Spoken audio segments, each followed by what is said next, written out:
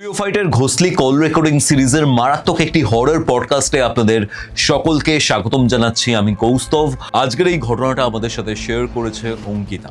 7 জন বন্ধু মিলে মন্দারমণিতে ঘুরতে যায়, কিন্তু সেখানে গিয়ে এমন জিনিসপত্র শুরু হয় যা শুনে আপনারা শিহরিত হয়ে থাকবেন। পার্টিকুলারলি এই হোটেলের যে রুমটা রয়েছে সেখানে চতুর্দিকে মাংসের হাড় ছড়িয়ে থাকতে দেখা যায় একটি বৈষ্ণব মেয়ে যে কখনো ননভেজ ছুঁয়েও দেখেনি, সে হঠাৎ করেই মাংস খাওয়া শুরু করেছে। এটা খুবই প্রবলেমেটিক একটা ব্যাপার। প্রথমে সবাই পুরো ব্যাপারটাকে খুব স্বাভাবিক বলেই মনে করেছিল, কিন্তু রাত যত বাড়তে থাকে তত অস্বাভাবিক ব্যাপারগুলো ঘটতে শুরু করে। এই পার্টিকুলার জিনিসটা একটা কোশ্চেন অ্যারাইজ করে আপনাদের নিজেদের নেক্সট যে ট্রিপ রয়েছে সেটা কি আদৌ সেফ। যাই হোক, চিন্তা করার দরকার নেই। আজকের এই এপিসোড এবং এই এপিসোডের শেষে আমি বেশ কিছু রুলস, কিছু রেমেডিজ শেয়ার করেছি যেগুলো শুনলে আপনারা সেফ থাকতে পারবেন। আজকের এই বিষয়টা নিয়ে আমি বিশেষ কোনো কথা বাড়াবো না। ঘটনাটা শুনুন এবং জানান আপনাদের আজকের এই এপিসোডটা কেমন লাগলো। আজকের এই এপিসোডটা কোথা থেকে দেখছেন সেটা এখনই কমেন্ট করে জানান। আর হ্যাঁ, কিউরিও ফাইটার এই ইউটিউব চ্যানেলে আপনি যদি নতুন হন, সাবস্ক্রাইব করে বেল নোটিফিকেশন অন করে রাখতে কিন্তু ভুলবেন না। আপনি যদি আমার সাথে কোনো ঘটনা শেয়ার করতে চান অথবা আমার থেকে কোনো স্পিরিচুয়াল, অ্যাস্ট্রোলজিক্যাল অথবা তন্ত্র রিলেটেড কোনো হেল্প চান, যোগাযোগ করুন আমাদের অফিসিয়াল হোয়াটসঅ্যাপ নাম্বারে, যেটি হচ্ছে 6290675195। তাহলে চলুন শুরু করছি কিউরিও ফাইটার ঘোষলি কল রেকর্ডিং সিরিজের মারাত্মক একটি horror podcast. Curiofite presents Ghostly Call Recording, a horror audio documentary by Kaustav Kumar. এবার ভয় পাবে তুমিও। হ্যালো অঙ্কিতা, কেমন আছিস? খুব ভালো আছি দাদা, তুমি কেমন আছো? আমিও ভালো আছি। ব্যাপারটা হচ্ছে, তুই আমার সাথে রিসেন্টলি একটা ঘটনা শেয়ার করছিলি ওভার দ্য ফোন কল। যে ঘটনাটা তুই ইনভলভ বা তুই কারোর কাছ থেকে পুরো ব্যাপারটা জেনেছিস, এই পুরো কেসটা জেনেছিস, ঠিক আছে? যদি খুব ভুল না করি মন্দারমণিকে কেন্দ্র করে ঘটনাটা, রাইট? হ্যাঁ হ্যাঁ, মন্দারমণিতে। ওকে, ঘটনাটা কবে অঙ্কিতা? ঘটনাটা হচ্ছে এই 2025-এরই, আগের বছরেরই ঘটনা। আচ্ছা, আমি জানতে চাই যে কি হয়েছিল, কিভাবে স্টার্ট হলো এবং এতটা প্রবলেম এটা কিভাবে হয়ে গেল। কি হয়েছিল অঙ্কিতা, একদম শুরু থেকে শুরু করে আমাকে জানান কি হয়েছিল। দেখো, শুরুতেই আমি বলি, তুমি যেটা বললে যে ঘটনাটা, আমি বেসিক্যালি ঘটনাটার প্রত্যক্ষদর্শী বলতে পারো, কারণ ঘটনাগুলো ঘটেছিল আমারই চোখের সামনে এবং আমারই একদম ছোট্টবেলাকার একটা বান্ধবীর সাথে। আচ্ছা, তো ঘটনাটা মন্দারমণিতে আমরা অ্যাকচুয়ালি গেছিলাম, সমস্ত বন্ধুরা মিলে গেছিলাম, ওই নভেম্বর করে হবে আগের বছরে। তো আমরা এখান থেকে ঠিক হয়েছিল যে আমরা 4 জন মেয়ে যাব এবং বাদ বাকি 3 জন ছেলে যাবো, আমরা গাড়ি করেই চলে যাব। তো যথারীতি খুব সাডেন একটা প্ল্যান ছিল, আমরা সেরকম ভাবে কোনো হোটেল আরে পাচ্ছিলাম না। তো আমরা ঠিক করলাম অনলাইনে যা অ্যাভেলেবেল আছে যা হোক একটা বুকিং করে নিই আমরা বেরিয়ে যাব। তো সেই মতো যেরকম ভাবা সেরকম কাজ, আমরা বেরিয়ে গেলাম। এবার আমাদের মন্দারমণি পৌঁছাতে পৌঁছাতে 3টে বেজে গেছে। আমরা এবার হোটেলে চেকিং আরে করলাম, করে এবার সবাই ঠিক করলাম এখন আর সমুদ্রের ধারে যাব না, আমরা নিজেদের মতো যে যার রেস্ট নেবো। তো আমরা খাওয়া দাওয়া করে নিয়ে, আমাদের হচ্ছে 2টো রুম নেওয়া হয়েছিল, আমরা 4টে মেয়ে একটা রুমে থাকতাম আর বাদ বাকি 3 জন ছেলে একটা রুমে থাকতো। তার মধ্যে আমি প্রথমেই বলে রাখি, যেটা হচ্ছে ঘটনাতে মানে খুবই লাগবে, সেটা হচ্ছে যে আমার একটা বান্ধবী ছিল যে হচ্ছে যে বৈষ্ণব, যার নাম প্রিয়া। আমি এই কারণেই বললাম কারণ এই পুরো ঘটনাটাই ওকে কেন্দ্র করে। আচ্ছা, তো আমরা 4 জন মেয়ে যেরকম বললাম আমরা রেস্টারে নিয়েছি। এবার সন্ধেবেলা ঠিক হলো যে আমরা সমুদ্রের ধারে যাব, সেই মতো এবার আমরা রেডিয়ারে হয়ে গেলাম। এবার আমার একটা খুবই খারাপ স্বভাব বলতে পারো, ভালো স্বভাব বলতে পারো, আমি মানে রুমটাকে পুরো ক্লিন করে জামা কাপড় গুছিয়ে আমি বেরোবো। তো ওরা বাদ বাকিরা রেডি হয়ে গেছে, হয়ে গিয়ে আমাকে বারবার ধরে ডাকছে যে চ চ চ। এবার আমি যেহেতু জিনিসপত্রগুলো গোছগাছ করছিলাম, আমি সেই মতো ওদেরকে বললাম যে তোরা একটা কাজ কর, নিচে যা, গিয়ে ওয়েট কর, আর নয়তো একটা কাজ কর, খাবার দাবার তোরা অর্ডার দে। দেখো যখন আমরা সন্ধ্যেবেলা যাব অলমোস্ট তখন ওই 7:30 এরকম বেজে গেছে, যখন আমরা বিচের ধারে যাব ঠিক করছি। এবার ওখানে তো অর্ডার একটা তো দেওয়ার টাইম লিমিট থাকে, তো সেই জন্য গিয়ে বললাম যে তোরা অর্ডারটা দিয়েই দে। তো ওরা সবাই মিলে বললো ঠিক আছে, তুই সমস্ত তোর যা যা করার আছে করে আয়। ওরা সবাই চলে গেছে, আমি ওই রুমটাতে একা। আমি সমস্ত কিছু গুছিয়ে আমি রুমটা লক করে যাব।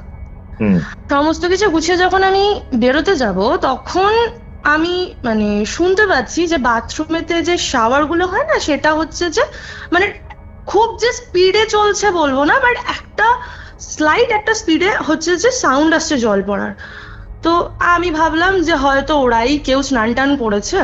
আমি গিয়ে হচ্ছে যে দেখলাম যে এরকম শাওয়ারটা চলছে, আমি বললাম ওরা স্নান টান করেছে, যেরকম হয় ভুলে যায়। আমি যথারীতি ভালো করে অফ করলাম, করে আমি বাথরুমটাকে করে এবার রুমের লাইট গুলোকে আমি অফ করে দিচ্ছি, দিয়ে এবার আমি বেরোবো ওখান থেকে। শাওয়ারের সাউন্ডটা সাডেনলি পেয়েছিলি? হ্যাঁ, মানে আমি যখন দরজা দিয়ে বেরোবো, আমি রুমের লাইট অফ করে আমি যখন দরজা দিয়ে বেরোবো তখন আমি পাচ্ছি। এবার দেখো তার আগে আমি কানে হেডফোন দিয়ে হচ্ছে জামা কাপড় ফোল্ডারে করছিলাম, তো তখন যদি হয়েও থাকে আমি হয়তো শুনতে পাবো না। তো আমি যখন এবার বেরোচ্ছি, তো অবভিয়াসলি আমি সমস্ত জিনিসপত্র ব্যাগে ঢুকিয়ে যখন বেরোচ্ছি তখন আমি সাউন্ডটা পেলাম না। আচ্ছা আচ্ছা। তো আমি অফ করে আবার হচ্ছে যে রুমে এলাম। এবার যেহেতু বাথরুমে গেছিলাম, লাইটগুলো কিছু লাইট হচ্ছে যে অন ছিল, এবার আমি ওইগুলোকেও অফ করে দিচ্ছি, কারণ এগুলো আমার স্বভাবের মধ্যে পড়ে। আমি অফ করে দিয়ে যখন আবার আমি দরজাটা জাস্ট খুলে বেরোবো, আবার আমি শুনতে পাচ্ছি যে বাথরুম থেকে ওরকম একটা জলের আওয়াজ আসছে। এবার আমি ভাবছি যে কি হলো, আমি তো অফ করে এলাম, আর মানে কল টল কি খারাপ হয়ে গেল? আমি যথারীতি আবার বাথরুমে গিয়ে দেখছি যে ওরকম শাওয়ারটা খোলা আছে। তো আমি গিয়ে কি করলাম, আমি আবার অফ করলাম। এবার আমি অফ করতে করতে ভাবছি যে হয়তো মানে আমরা ভালো করে দেখিয়ে নিই হোটেলটা, হয়তো কলের ব্যবস্থা খুব খারাপ আছে, রিসেপশনে গিয়ে একবার বলবো। বলে তারপরে আমি হচ্ছে যে সমস্ত কিছু লক টক করে এবার আমি নিচে আসছি। এবার আস্তে আস্তে এবার ওরা আমাকে এতবার ফোন করছে না, আমি যে মানে ওপর থেকে নেমে রিসেপশনে বলবো আমি ভুলে গেছি তখন বলতে।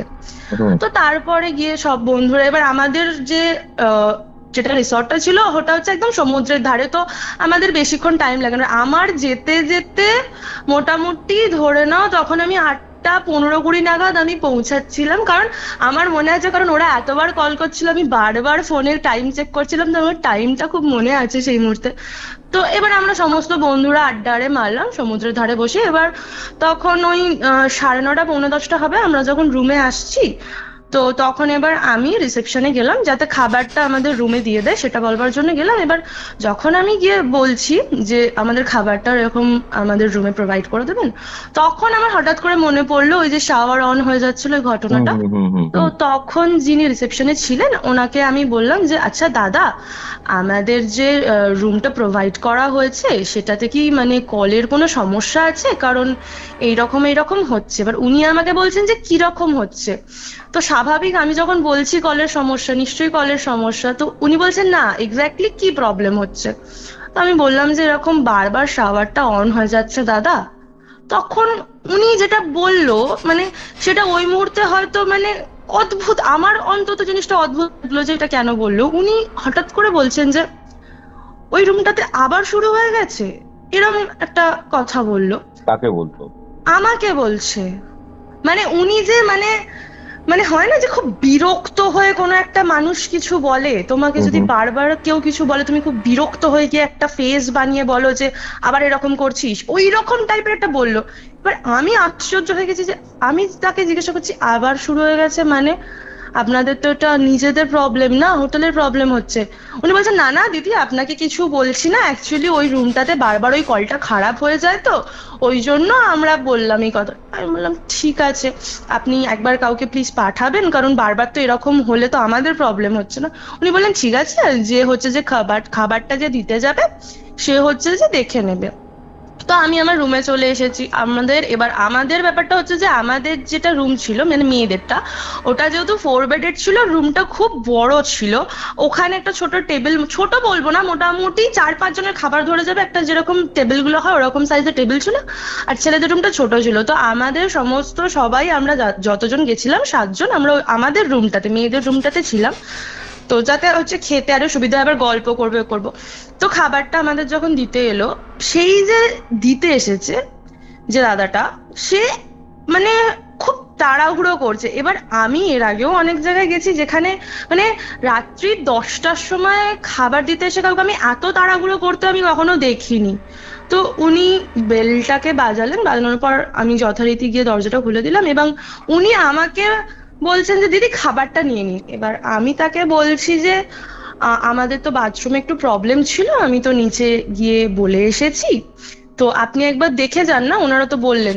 তখন উনি বলছেন যে না দিদি, ওটা হচ্ছে যে আমাদের ডিপার্টমেন্ট নয়, দেখে যান। এবার আমি বলছি যে দেখুন, আমিও তো জানি না, আপনি একবার দেখে যান। মানে ওনাকে খুব জোর করবার পরে উনি এসে বলছেন যে ঠিক আছে দাঁড়ান আমি দেখছি বলে উনি যেন মানে মুহূর্তের মধ্যে একবার জাস্ট বাথরুমটাতে গিয়ে উনি কলটাতে হাতও দিলেন না, উনি জাস্ট দেখলেন।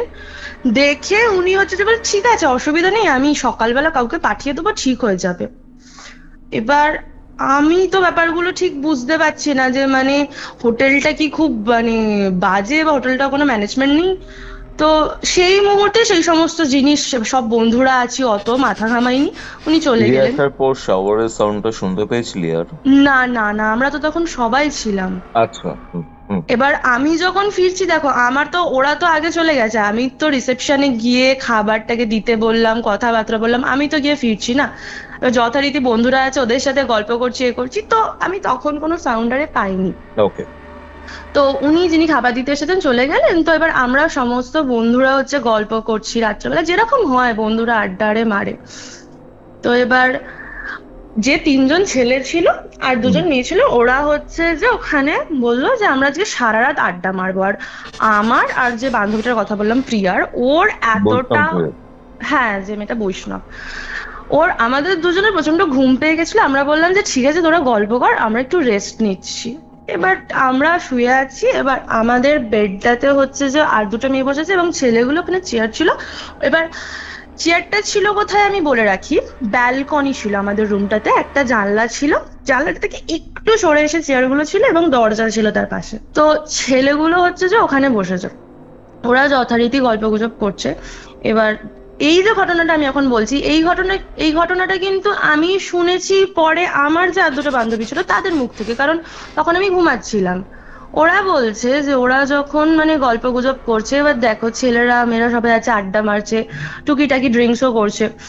তো যখন আড্ডা মারছে তখন মানে আমাদের দরজাতে, যাদের বাড়িতে বিড়াল আছে তারা খুব রিলেট করতে পারবে, বিড়ালের নখ দিয়ে দরজায় আঁচড়ে একটা সাউন্ড হয় না, ওই সাউন্ডটা হচ্ছে। এবার আমাদের রিসর্ট গুলো, মন্দারমণিতে রিসর্ট গুলো দেখবে যেগুলো 2-3 তলা থাকে, মানে বিড়াল উঠবে এরকম কোনো স্পেস থাকে না, কারণ অত গাছ টাছ থাকে না ব্যাকগ্রাউন্ডে। তো মানে ওরা ভাবছে যে হতে পারে যে পাইপ লাইন গুলো আছে ওগুলো বেয়ে উঠেছে, মানে ওরাও প্রথমে কনফিউজড ছিল। তো ওরা ভেবেছে বিড়াল। তো এবার আমাদের যে ছেলের যে গ্রুপটা গেছিল বললাম, ওদের মধ্যে একজনের নাম বলে রাখি, প্রীতম বলে যে ছেলেটি ছিল, সে হচ্ছে যে একটু বেশি সাহসী বলতে গেলে।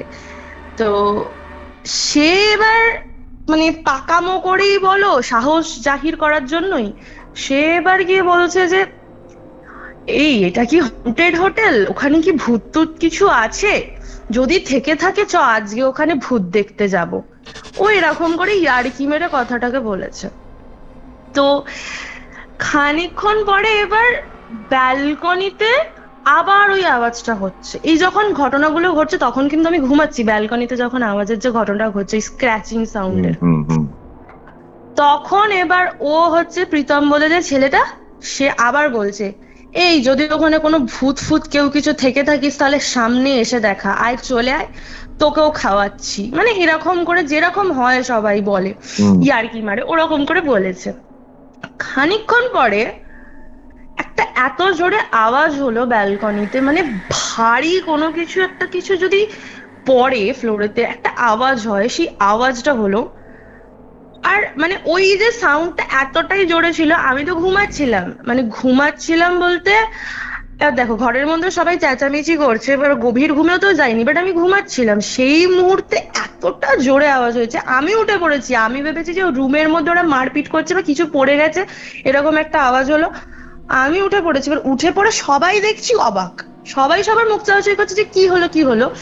তখন এবার আমার যে বান্ধবীগুলো ছিল তারা বলছে ব্যালকনি থেকে কোনো একটা সাউন্ড আসলো, মনে হলো ব্যালকনি থেকে কিছু পড়লো বা কিছু, মানে এসির যে বাইরের যেটা থাকে বক্সের মধ্যেটা, ওটা কি কিছু হলো, ব্লাস্টারে করলো।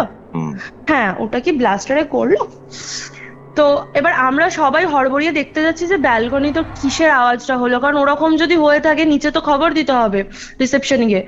তো তখন গিয়ে দেখতে যে কিচ্ছু হয়নি, মানে ব্যালকনি পুরো ফাঁকা, কোনো কিচ্ছুই নেই ওখানে, না কোনো বিড়ালের কোনো, মানে বিড়াল টিড়াল উঠলে একটু তো পায়ের ছাপ বা জলের মানে পা যে ওদের থাকে সেইখানে ধুলো যে পড়ে ব্যালকনিতে, সেখানেও তো একটা ছাপ পড়বে, না কোনো বিড়ালের পায়ের ছাপ আছে, না কোনো কিছু হচ্ছে যে তোমার এসির যে তুমি যেটা বললে ওটা ব্লাস্ট করেছে, না কিচ্ছু, মানে কোনো কিচ্ছু নেই। এবার আমরা তখনও মানে ভাবছি যে হয়তো পাশের যে ব্যালকনিটা আছে ওখানে আওয়াজ হয়েছে, ওখানে কিছু হয়েছে। আমাদের তখনও সেন্স কাজ করছে না, আমরা রুমে চলে এলাম। এবার আমি যেহেতু উঠেই পড়েছি, ওরা আমাকে বললো যখন তুই ঘুম থেকে উঠেই পড়েছিস তুই একটা কাজ কর, তুই আমাদের সাথে আড্ডা দিতে বস। ঠিক আছে চল, যখন ঘুম থেকে উঠেই পড়েছি আড্ডা দিই। এবার আমাদের কথাবার্তা হচ্ছিল, তখন এবার প্রীতম বলে যে ছেলেটা বললাম, যার অতিরিক্ত সাহস, সে মাংসের যে হাড়গুলোকে হয় না চিবিয়ে চিবিয়ে খাচ্ছে। আর যেহেতু বললাম যে ব্যালকনির জানলা থেকে একটু দূরে চেয়ার আছে, সে সেই হাড়গুলোকে এরকম করে ছুঁড়ে ছুঁড়ে ফেলে দিচ্ছে, বলছে ওখানে যদি কেউ থাকে তাহলে এইগুলোকে খেয়ে নিক, আমরা একা একা কেন খাবো, সেও খাক। এবার আমি তাকে বারণ করছি যে করিস না, কারণ আমি এই সেন্সে বলছিলাম যে জায়গাটা নোংরা হবে, বাট সে কোনো কথাই শুনলো না, সে জাস্ট ওইভাবে ফেলে দিল। তো সেই দিনকে রাত্রের মতো যে যার হচ্ছে যে ঘরে আমরা চলে গেলাম, মানে আমি তো আমাদের ঘরেই ছিলাম, ওর ছেলেগুলো অন্যান্য ঘরে চলে গেল, গিয়ে সেই দিনকে রাত্রিটা আমরা ঘুমিয়ে পড়েছি। সেদিনকে রাত্রিটা খুবই সিম্পল ভাবে কেটেছে, কোনো কিছু হয়নি, যে যার মতো ঘুমানো। পরের দিন সকালবেলা উঠলাম, ঘুরতে গেলে যেমন মানুষরা করে, যেমন বাইরে যায় সমুদ্রে স্নান আরে সমস্ত কিছু হলো। এবার আমাদের যে রিসর্টটাতে পুল ছিল, তো আমরা ঠিক করলাম যে সন্ধেবেলা পুলে আমরা নামবো। আমাদের যে মন্দারমণি যে সমুদ্রটা আছে সেটা মানে অতটাও বলবো না যে গভীর হয়, তো আমরা ঠিক করলাম যে মন্দারমণি সমুদ্রে যা স্নানারে করেছি আমরা গিয়ে সন্ধ্যেবেলা পুলে নামবো। সমুদ্র তো গভীর, বাট অতটা ঢেউ নেই, মানে পুরীর সমুদ্রের মতো নয় ব্যাপারটা। না, আর ওখানে স্নানারে করলেও মানে ঠিক আছে, ওই বিচটা ওরকম অতটা জাঁকজমকও বলা যেতে পারে যে না, কাইন্ড অফ প্রাইভেট টাইপের ওই পুরো এরিয়াটাই। তো আমরা হচ্ছে যে দুপুরবেলা রুমে চলে এলাম, আমাদের যেহেতু ঠিক ছিল আমরা সন্ধ্যাবেলা হচ্ছে যে বিচে নামবো, সন্ধ্যাবেলা হচ্ছে যে সুইমিং পুলে নামবো। তো আমরা সেই মতো রেজিস্টারে নিয়ে নিলাম যাতে সন্ধ্যাবেলা খুব মজা হয়। ওখানে দেখবে সন্ধ্যাবেলা হচ্ছে সুইমিং পুলে নামলে গান আরে বাজায়, মানে এটা খুব ভালো অ্যাম্বিয়েন্স থাকে। তো সবাই হচ্ছে আবার সন্ধ্যাবেলা রেডি হয়ে সেই দিনকে আমরা একটু তাড়াতাড়ি গেছিলাম, কারণ আমরা তো প্রথমেই সেদিনকে নামবো না সুইমিং পুলে। আমরা হচ্ছে যে প্রথমে রুম থেকে সবাই বেরিয়ে আমরা সমুদ্রের ধারে বসলাম একটু গিয়ে, তারপরে গিয়ে এবার আমরা এসে হচ্ছে যে সুইমিং পুলে নামবো। এবার সুইমিং পুলে নামার আগে আমি আর হচ্ছে যে আমার যে বান্ধবী ছিল প্রিয়া, এবার ও তো হচ্ছে যে ননভেজ খাবে না, ও পুরো ভেজ খাবে। তো আমি বললাম যে তোদের তো খাবার অনেক ধরনের ব্যাপার আছে, গিয়ে অর্ডার গুলো আগে করে দিয়ে আসি। এবার ওর ব্যাপারটা হচ্ছে ওর বাড়ি থেকে একা বৈষ্ণব, মানে ওর হোল ফ্যামিলি হচ্ছে যে বৈষ্ণব নয়, ও বৈষ্ণব দীক্ষাটা নিয়েছে। ও অনেকটাই ছোটবেলায় ক্লাস 7-8 থেকে এরকম টাইমিংটা হবে, ও হচ্ছে যে ওই দীক্ষাটা নিয়েছে। ওর মামার বাড়িতে কি মানে ওর হবে একটা কিছু, আমি অত মানে মনে নেই রিলেশন গুলো। তো ওই সূত্রে গিয়ে দীক্ষা নিয়েছে। তো ও গিয়ে বললো যে ঠিক আছে আমার জন্য ভেজ কিছু অর্ডার কর আর তুই ননভেজ যা যা অর্ডার কর। তো আমরা অর্ডারে করেছি। এবার ও না মানে এই ড্রিঙ্কিং বলো বা লাউড মিউজিক বলো, দেখবে মানে যারা বৈষ্ণব ধর্মের থাকে তারা খুব একটা পছন্দ খুব একটা বেশি করে না। তো ও বললো যে আমি তো তোদের সাথে এসে তো গেছি, কিন্তু আমার না ভালো লাগছে না এই অ্যাম্বিয়েন্সটা, আমি রুমে চলে যাচ্ছি, আমার ভালো লাগছে না, আমি রুমে গিয়ে বসছি, তোরা তোদের এনজয় করে তোরা আয়, আর খাবারটা রুমে চলে এলে আমি রেখে দেবো। আমি বললাম হ্যাঁ রেখে দে, না রাখবার মতো কিছু নেই। দিয়ে ওকে আমি হচ্ছে যে চাবিটা দিলাম, ও রুমে চলে গেলে। এবার আমরা হচ্ছে যে মজা টজা করলাম সুইমিং পুলে গিয়ে। এবার আমি তখন কটা বাজে, তখন হয়তো ওই ধরে নাও 9:15 এরকম হবে। আমি ভাবছি যে সেই মেয়েটা একা আছে ঘরেতে, বোর ফিল করছে, আমিও তাহলে যাই রুমেতে। দিয়ে আমি রুমেতে গেছি, একটা অদ্ভুত ব্যাপার আমি গিয়ে লক্ষ্য করলাম। আমি যখন রুমেতে গিয়ে দরজাটা নক করছি, নক করতে করতে দেখলাম রুমের দরজাটা না খোলা, ভেতর থেকে কোনো লক নেই, কিচ্ছু নেই, রুমের দরজাটা পুরো খোলা। আমি ভাবছি যে রুমের দরজা খোলা, মানে আমার এবার ভয় লাগছে যে রুমের দরজা কেন খোলা।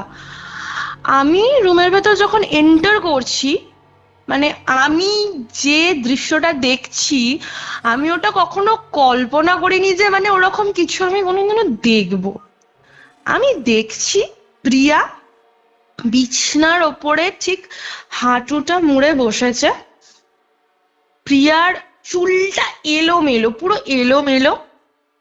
ও চিকেনের যে আইটেমগুলো ছিল সেইগুলোকে মানে এমন ভাবে খাচ্ছে যেন কত জন্ম খায়নি, এইরকম একটা ব্যাপার। ও জাস্ট জিনিসগুলোকে নিয়ে না খুব বাজে রকম ভাবে খাচ্ছে জিনিসগুলো। এবার আমি যে ওর সামনে গিয়ে দাঁড়িয়েছি, ও সেটা পর্যন্ত দেখছে না, ও ওর মতো করে মানে খাচ্ছে। আর আমি পুরো জিনিসটা দেখে পুরো অবাক যে এটা কি হচ্ছে। তুই তো বললি বৈষ্ণব। হ্যাঁ আমি ওই জন্যই তো বলছি যে আমি তো পুরো দেখে অবাক যে এটা কি হচ্ছে। আমি গিয়ে ওকে জাস্ট এইভাবে ধাক্কা দিলাম যে এই তুই কি করছিস। ও আমার দিকে একবার দেখলো, দেখে ও জাস্ট একদম মানে ছুট্টে বিছানার কোণে চলে গেল, কি ওইভাবে চোখটা বন্ধ করে বসে পড়লো, মানে শুলো না, জাস্ট বিছানার কোণে গিয়ে হেলাম দিল, দিয়ে চোখটা বন্ধ করে বসে পড়লো। আর গোটা বিছনা ফ্লোর তারপরে টেবিল পুরো মানে হাড় ফাড়ে ভর্তি। এবার এই যখন ব্যাপারটা ঘটছে ততক্ষণে আরো যে দুজন মেয়েরা ছিল ওরা চলে এসেছে ওখান থেকে। এবার ওরা এই জিনিসটা দেখে ভাবছে কি হচ্ছে, মানে আমরা সবাই অবাক যে হলোটা কি। ওরা তো ওই সিনটা দেখেনি যখন প্রিয়া ওইভাবে চিকেন আরে খাচ্ছিল। ওরা বলছে যে এই প্রিয়া ওরকম করে ওখানে শুয়ে আছে, গোটা ফ্লোরে চিকেন, কি ব্যাপার। এবার আমি তখন এক্সপ্লেন করতে ওদেরকে যাব, আমি দেখছি বাদ বাকি ছেলেগুলো রুমের চাবি নিতে এসেছে, কারণ ওদের যে রুমের চাবিটা আমি প্রিয়াকে দিয়ে দিয়েছিলাম যে তুই যদি রুমে যাচ্ছিস রেখে দে, যে ব্যাগটাতে ছিল। ওরা চাবি নিতে এসেছে রুমের। ওরা এগুলো দেখে ওরাও অবাক হয়ে গেছে, ওরা বলছে কি হয়েছে। এবার ওরা ভাবছে যে মানে কি খেতে পারে, ওদের কাছে তো ব্যাপারটা ক্লিয়ার নয় না, কারণ কেউই দেখেনি প্রিয়াকে ওইভাবে। এবার আমাকে যখন জিজ্ঞাসা করলো, যেহেতু আমি এসেছি, আমি বললাম এইরকম এইরকম ব্যাপার হয়েছে। এবার ওরা না দেখতে আসছে যে কোথায় কোথায় কি কি হয়েছে, মানে কোথা দিয়ে যে কোনো বিড়াল ফিরাল কিছু ঢুকেছে নাকি, ওরা দেখতে আসছে। এবার দেখতে এসেও কোনো লাভ নেই, সবকিছুই ভেতর থেকে লক। তারপরে গিয়ে ওই যে প্রীতম বলে যে ছেলেটার কথা বললাম, ও হচ্ছে ব্যালকনির দরজার সামনে দাঁড়িয়ে ও দরজাতে একটা সজোরে লাথি মেরেছে। ও এসে বলছে পুরো ঘুরতে আসাটা মাটি করে দিল, ভীমরতি ধরেছে এই মেয়েটার, আর ভালো লাগে না, এমুক লাগে না, ভাবলাম এসে খাবো বলে ও ওর মতো বকে যাচ্ছে। এবার আমরা বললাম যে দেখ যে যা হয়েছে হয়েছে, এখন তো আর কিছু করার নেই, রাত্রেবেলা কিছু খেতেও হবে, আর 10টা বাজলে হচ্ছে রেস্টুরেন্ট বন্ধ করে দেবে, তো তাড়াতাড়ি তোরা যা, গিয়ে হচ্ছে কিছু অর্ডার করে আয়। আর আমাদের যেটা প্রবলেম হচ্ছিল, রুমের মধ্যে যে টেলিকমটা থাকে, টেলিকমটা না কাজ করছিল না ঠিকঠাক ভাবে। মানে ধরো আমি টেলিকম দিয়ে কাউকে কল করলাম, রিসেপশনে কেউ ধরলো, বাট এতটাই কথাটা মানে সেই দেখবে নেটওয়ার্কের ইস্যু হলে যেরকম সাউন্ড হয় না, ওই রকম সাউন্ডটা হচ্ছিল। তো আমরা টেলিকম দিয়েও ফোন করে বলে দিতে পারছি না যে আমাদের অর্ডার নিয়ে নিন। এবার ছেলেগুলো গেল, গিয়ে ওরা খাবারের অর্ডার দিল, দিয়ে এবার সমস্ত কিছু করতে করতে আমাদের সমস্ত গুছিয়ে উঠতে উঠতে তখন ওই 11:30 এরকম বেজে গেছে। তো যথারীতি আমাদের রুমে হচ্ছে ডিনার সবাই করবে। এবার ততক্ষণে আমি হচ্ছে যে প্রিয়াকে ঠিক করে শুইয়ে দিয়েছি বিছনায়, যেহেতু ওর আমি একটা বেডে শুতাম, ওকে ঠিক করে বিছনায় শুইয়ে দিয়েছি। সেদিনকে রাত্রেবেলা যা ছিল খাওয়া দাওয়া হলো, সেদিনকেও ছেলেগুলো ড্রিঙ্কস আরে করলো। এবার ওদের সমস্যাটা হচ্ছে ওরা অতিরিক্ত সাহস জাহির করতে যাচ্ছে। যেহেতু ব্যালকনিতে কালকে ওরকম সাউন্ড আসছিল বলে ওরা বলছে এই আজকে ওরকম সাউন্ড হবে না, আজকে যদি সাউন্ড হয় তাহলে ওখানে যদি কোনো ভূত আরে থাকে তাকেও আমরা নিয়ে আসবো, তাকেও আমাদের সাথে বসাবো। মানে ছেলেরা যেরকম বলে থাকে আর কি, ইয়ার্কি মেরে। তো ওরকম বলছে। এবার আমার টেনশন হচ্ছে প্রিয়াকে নিয়ে, কারণ ওই যে দৃশ্যটা কেউ দেখেনি দাদা, আমি দেখেছিলাম। আমার হচ্ছে যে প্রচন্ড ভয় লাগছে, তার উপর আমাকে প্রিয়ার সাথে শুতে হবে। তো যথারীতি খাওয়া দাওয়া কমপ্লিট হয়ে গেল, ওরা ওদের যে যার রুমে শুতে চলে গেল, আমি প্রিয়ার সাথে শুয়ে আছি। এবার আমি যতবারই ঘুমাতে যাচ্ছি আমার ওই দৃশ্যটা মনে পড়ছে ওরকম। তো যাই হোক, আমি যা হোক করে গিয়ে ঘুমিয়ে পড়েছি। মাঝরাত্রে ঠিক টাইমে আমার খেয়াল নেই, আমি জানি না, খেয়াল নেই বলা ভুল হবে, আমি জানি না কটা বাজে আমার হঠাৎ করে ঘুমটা ভাঙলো। জল খাবো বলে আমি উঠবো, আমি দেখছি প্রিয়া ঠিক যেই রকম ভাবে যে কোণেতে বললাম না খাটে চলে গেছিল, একটা দিকে বসে গেছিল, ও ঠিক ওই কোণটাতে হেলাম দিয়ে বসে আছে। আর ও আমার দিকে তাকিয়ে আঙুলটাকে আমার দিকে পয়েন্ট করে বিভৎস ভাবে হাসছে। আমি না ওর দিকে পুরো মানে 5-6 সেকেন্ড পুরো একদম স্টিল ভাবে তাকিয়েছি, কারণ আমি কি রিয়াকশন দেবো তখন আমি বুঝতে পারছি না। মানে আমার জিনিসটা বুঝতেই মাথাটাই ঢুকছে না যে এটা হচ্ছেটা কি। এবার ও ওরকম করে করতে করতে না ও আমার দিকে যে না একবার জাস্ট হপ করে একবার আমার দিকে এগিয়ে এলো। মানে ওর পুরো মুখ আর আমার মুখ পুরো সামনাসামনি।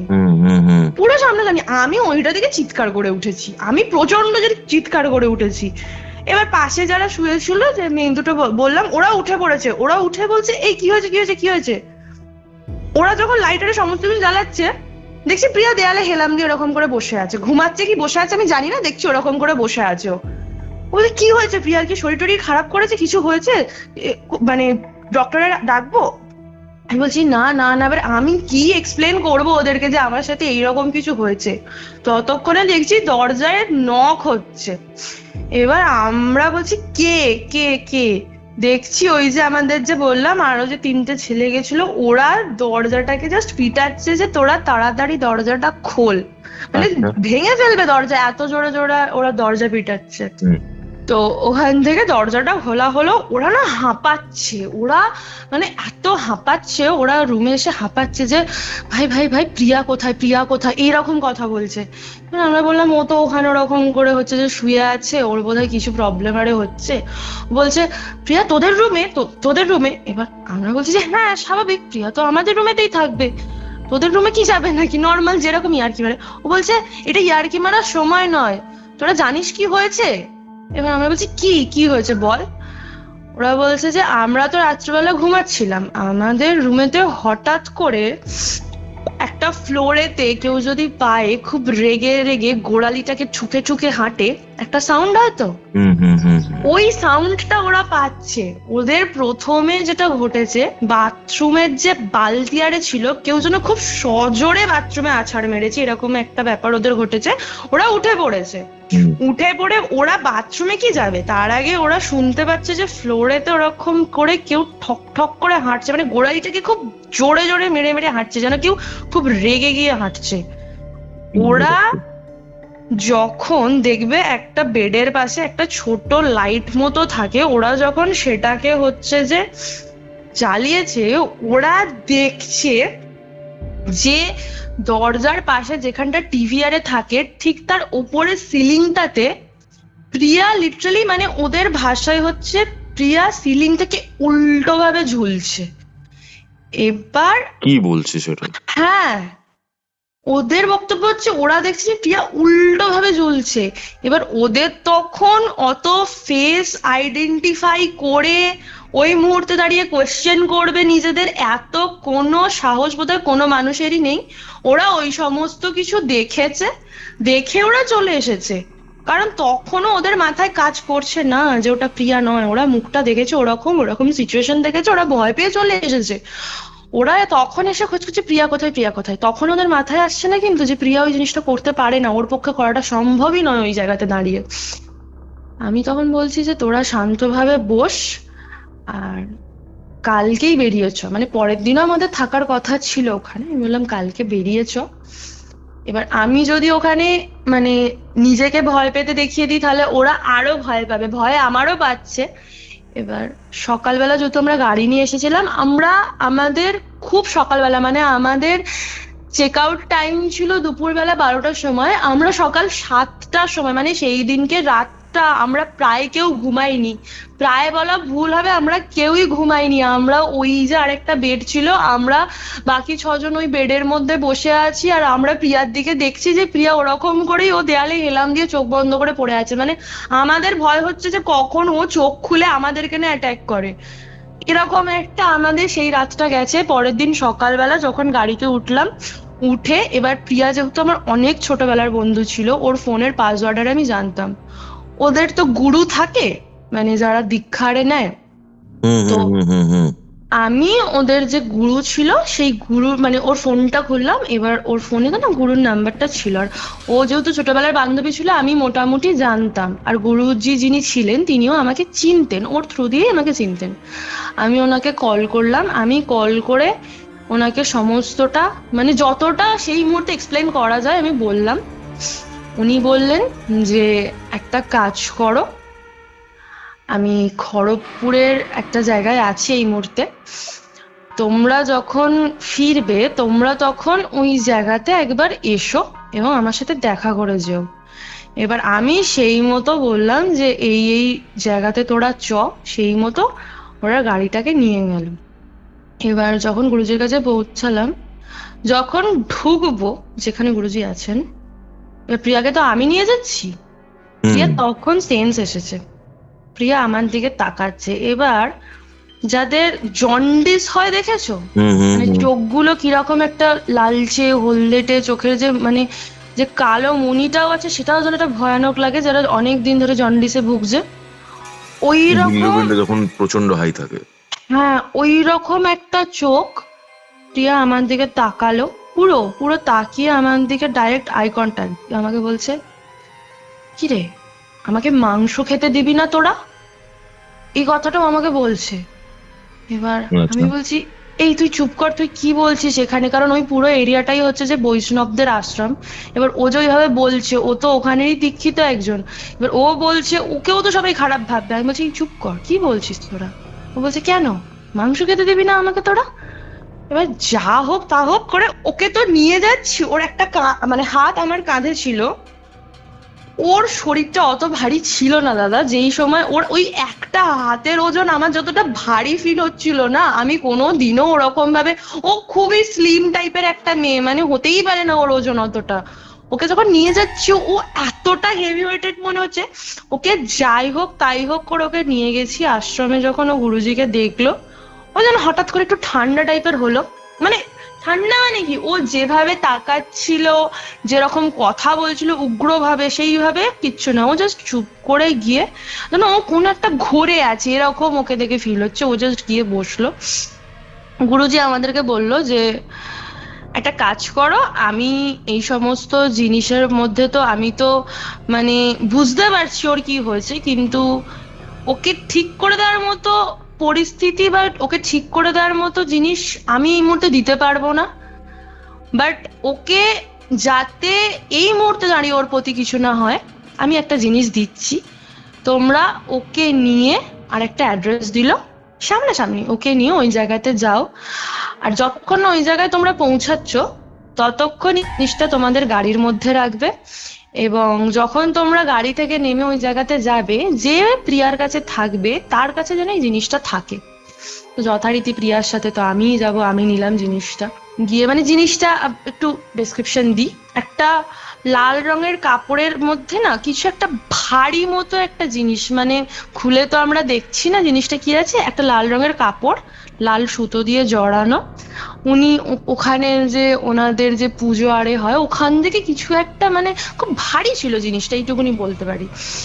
তো সেটাকে নিয়ে ওখান থেকে যখন গেলাম, আর একটা জায়গা সামনাসামনি ছিল, গিয়ে ওইখানটাতে যখন যাব, এর আগে কিন্তু প্রিয়া অত ছটপট করেনি, ওখানটাতে যখন নেমে যাব, প্রিয়া লিটারালি বলছে, মানে কোনো উগ্র সাউন্ড না, ও বলছে আমার খুব শরীর খারাপ লাগছে, আমি না বাড়ি যাব, আমার না ভালো লাগছে না, তোরা কেন আমাকে এখানে নিয়ে আসছিস, আমার প্রচন্ড কষ্ট হচ্ছে রে, আমাকে একটা কাজ কর বাড়ি নিয়ে চ, আমার প্রচন্ড খিদে পাচ্ছে, আমি পাচ্ছি না, করছি না, মানে এইরকম টাইপের ও বিহেভিয়ার করছে। আর ওর না, আমি হাতটা ধরেছিলাম, ওর জাস্ট ওর যে নখগুলো ছিল, ও কথা তো নর্মালি বলছে, বাট এত জোরে নখের প্রেশার দিচ্ছে আমার, মানে গায়ে হচ্ছে যে ওর নখগুলো পুরো বসে যাচ্ছে, এত জোরে ও প্রেশারটা দিচ্ছে আমাকে।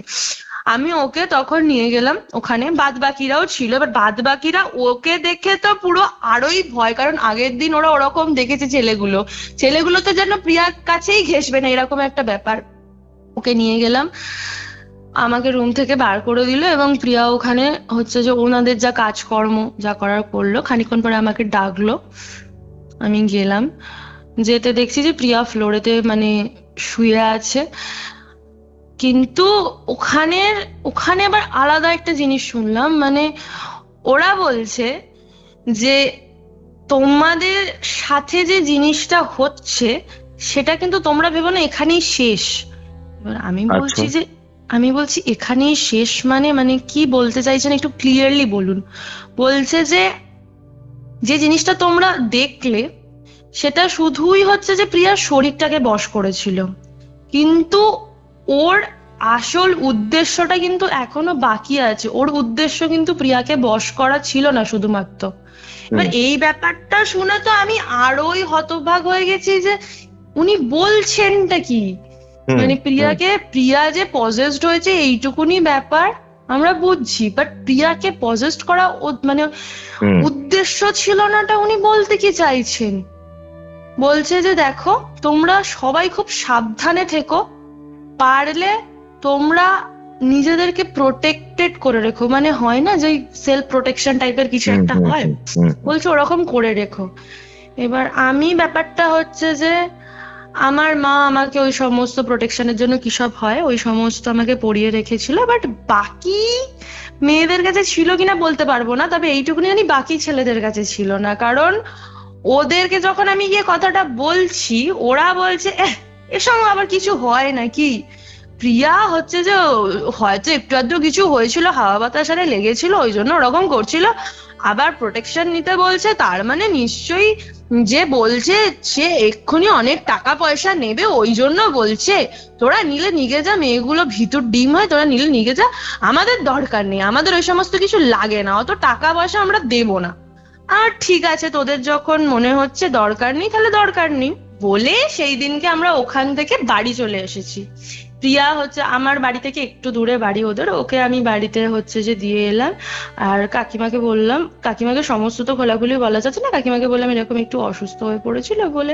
প্রিয়া পুরো নর্মাল বলতে একটু অসুস্থ, বাট ও নর্মাল, ওর মধ্যে আগের ওই যে অদ্ভুত কোনো সিমটমস আর কিছু নেই। এবারে শুরু বলছিল নর্মালি বলতে দেখো প্রচন্ড টায়ার্ড ছিল, জাস্ট নর্মাল যেরকম একটা অসুস্থ মানুষ বলে আচ্ছা ঠিক আছে আয় বা আসিস এইরকম, জাস্ট নর্মাল, ও পুরো নর্মাল। আমি ওকে দিয়ে বাড়িতে চলে এসেছি, মোটামুটি 2-3 দিন নর্মাল, খুব নর্মাল লাইফ কেটেছে যেরকম হয়, কাজকর্ম করা সব ঠিক আছে। ঠিক 3 দিনের মাথায় আমার কাছে ফোন আসছে, ওই যে প্রীতম যে মানে বলছিলাম না যে 3টে ছেলে ছিল ওদের মধ্যে একটা ছেলের ফোন আসছে যে এই জানিস প্রীতমের কি হয়েছে। আমি বলছি কি হয়েছে প্রীতমের, মানে আবার কি, মানে আমার তখন এতটাই ভয় লেগে গেছে, আমি বলছি আবার কি হলো। বলছে প্রীতম তো পুরো বিছনায় শয্যাশায়ী। বলছি মানে এই তো 3 দিন আগে আমরা ফিরলাম সবকিছু ঠিক ছিল, শয্যাশায়ী মানে। বলছে ওর 3 দিন ধরে খুবই জ্বর, ও বাড়ি গেছে যেদিনকে গেছে সেদিন সন্ধ্যে থেকে ওর প্রচন্ড জ্বর এসেছে, ও বিছানা থেকে উঠতে পারছে না, ডাক্তাররা কোনো কিছু বুঝতে পারছে না, ডাক্তাররা দেখে বলছে নর্মাল জ্বর, বাট ও এই 3 দিনের মধ্যে ওর পুরো শরীরটা নাকি ধীরে ধীরে রোগা হয়ে যাচ্ছে আর সাদা টাইপেরও হয়ে যাচ্ছে, মানে স্কিন কালার তোমার শরীরে রক্ত কমে গেলে যেরকম, হ্যাঁ ওই ফ্যাকাশে টাইপের ও স্কিন কালার হয়ে যাচ্ছে। এবার এই যে প্রীতম বললাম, ওর বাড়িটা হচ্ছে যে আমাদের বাড়ি থেকে একটু টাইম লাগে যেতে। আমি বললাম ঠিক আছে, দেখ আজকে তো আমার পক্ষে যাওয়া সম্ভব নয়, আমি কালকে তাহলে একবার ওর সাথে গিয়ে দেখা করে আসবো। এবার তখন আর প্রিয়াকে কিছু বলিনি, যেহেতু প্রিয়া অসুস্থ ছিল ওকে কিছু বলিনি। আমরা আর যে 2 বান্ধবী ছিলাম, যেহেতু আমরা সবাই একসাথে ঘুরতে গেছিলাম, তো আমরা ভাবলাম যে একবার গিয়ে দেখা করেই আসি।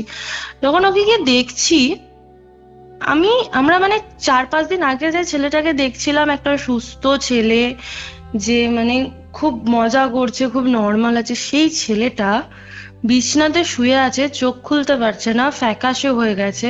মানে ওকে দেখলে তুমি মানে বিশ্বাসই হচ্ছে না যে ও সেই ছেলেটা যে কিনা মন্দারমণিতে গিয়ে মানে আমাদের সবাইকে মাতিয়ে রাখছিল, এরকম একটা, এত অসুস্থ হয়ে গেছে ও। এবার ওর মায়ের সাথে কথাবার্তা হচ্ছে, তখন ওর মা বলছে যে প্রীতমের নাকি শরীরে প্রচন্ড রক্ত কম, মানে ডাক্তার যেটা বলেছে। কিন্তু রক্ত কম, একটা রক্ত যদি শরীরে কম হয় বা কোনো অসুস্থ হয় বা অ্যানিমিয়া টাইপের যদি কিচ্ছু হয়, তার সিনড্রোমস নিশ্চয়ই কিছুদিন আগে থেকে দেখা যাবে। মানে সাডেনলি তো কোনো মানুষের একদম রক্ত কমে যেতে পারে না, মানে এমন হতে পারে না যে মানে সে এতটা অসুস্থ হয়ে যাচ্ছে, এরকম হতে পারে না। কোনো কিছু রোগ হলে তার আগে থেকে একটা সিনড্রোমস থাকবেই। এবার আমরা বলছি যে মানে এটা কিভাবে সম্ভব, ওর যদি শরীরই অসুস্থ থাকতো তো মন্দারমণিতে গিয়ে অত মজা করতে পারতো না, অত হইহুল্লোড় করতে পারতো না, এইটুকুনি সময়ের মধ্যে এত অসুস্থ হয়ে গেল। দিয়ে আমরা যথারীতি যেরকম হয় আমরা মানে ওকে দেখলাম, দেখে বাড়ি টাড়ি এলাম।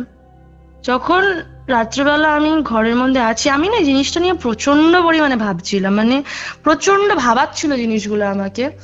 আমার তখন একটা কথা মাথায় এলো, মনে আছে ওই খড়গপুরেতে লোক যিনি মানে যে লোকটার কাছে নিয়ে গেছিলাম প্রিয়াকে, তিনি একটা কথা বলেছিলেন যে প্রিয়ার শুধু শরীরটাই বশ করেছিল, কিন্তু আসল উদ্দেশ্য এখনো বাকি আছে।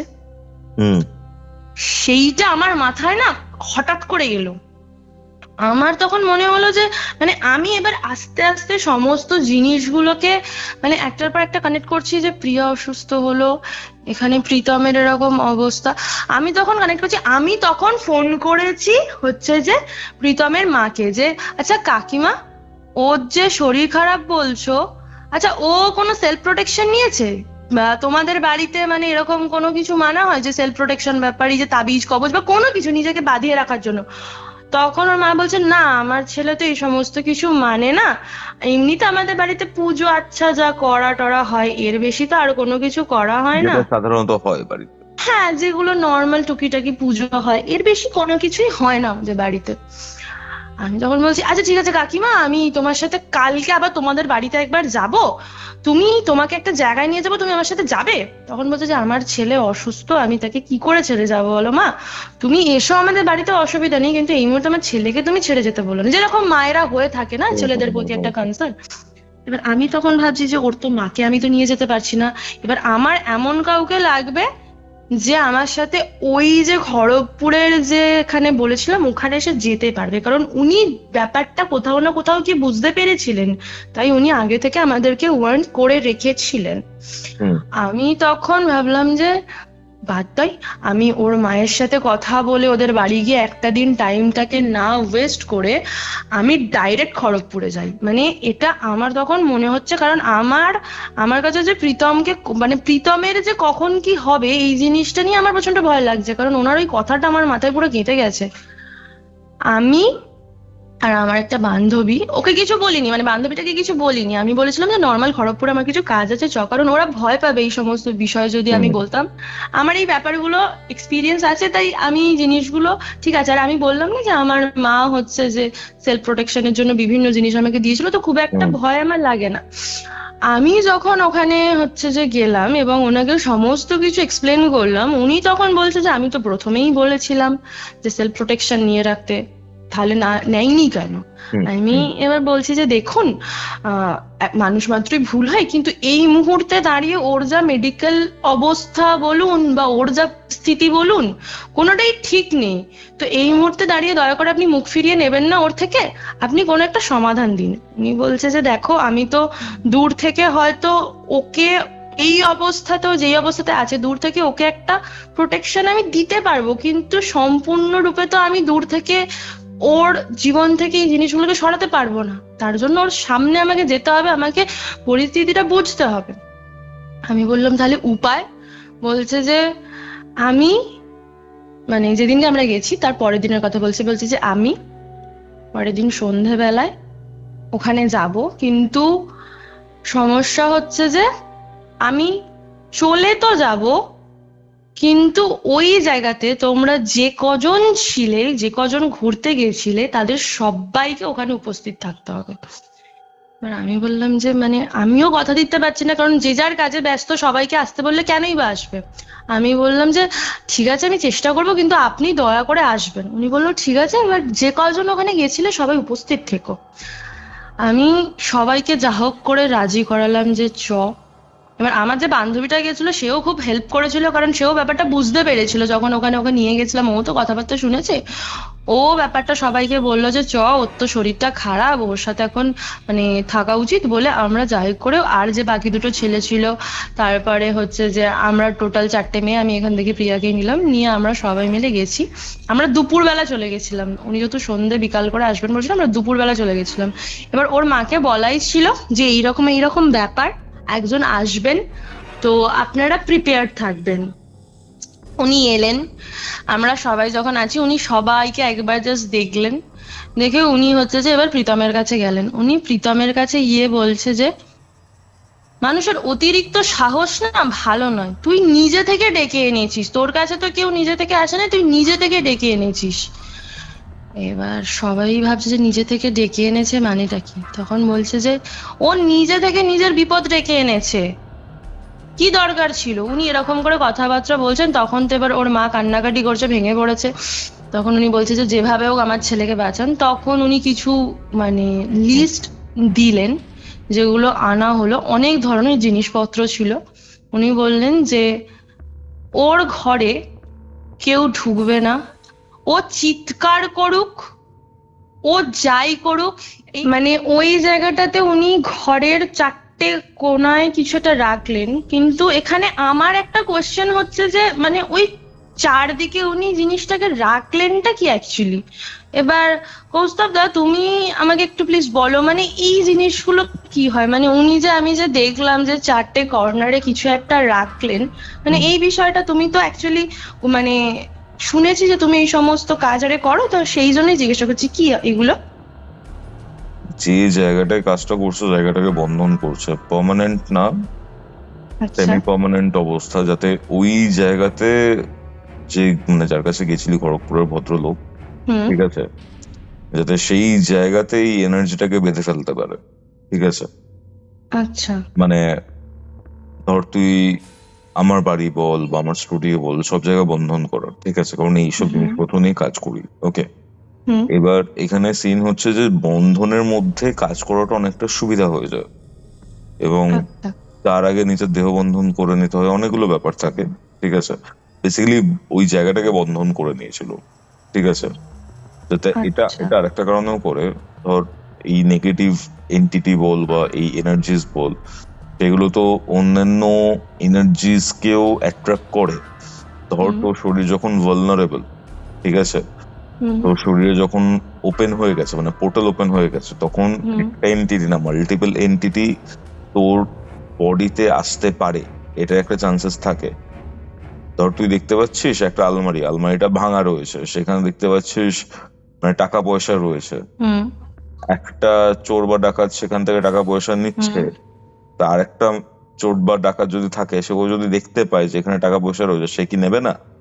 ছেড়ে দেবে? তার তো নয়, ঠিক আছে। এন্টিটিদের ক্ষেত্রেও ব্যাপারটা সেরকম। ধর একটা শরীর, যে শরীরটাতে একবার পজিশন হয়ে গেছে, মানে তাহলে কি ওপেন হয়ে গেল জায়গাটা, ঠিক আছে, অন্যান্য এন্টিটিসরাও চলে আসতে পারে, অ্যাট্রাক্টেড হয়।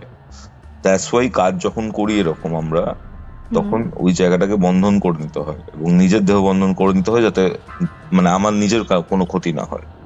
বুঝতে পারলি? ঘটনাটা বল, তারপর কি হলো? তো উনি ওরকম করে 4টে কর্নারে, বিশেষ করে ও যে রুমে শুয়েছিল ওই রুমটাতেই বেসিক্যালি 4টে কর্নারে কিছু একটা রাখলেন, এবং ও যে খাটটাতে শুয়েছিল না, সেই খাটটার মানে চারিদিকে দেখবে খাটের যে ডাঁসাগুলো হয় ওরকম করে একটা ডাঁসা, মানে ওই যে সোজাসুজি যেগুলো ওঠে মানে মশারি টাঙাতে গেলে। হ্যাঁ হ্যাঁ। তো ওই যে তোরা ডাঁসা বলিস জিনিসটাকে। হ্যাঁ হ্যাঁ হ্যাঁ হ্যাঁ। হ্যাঁ।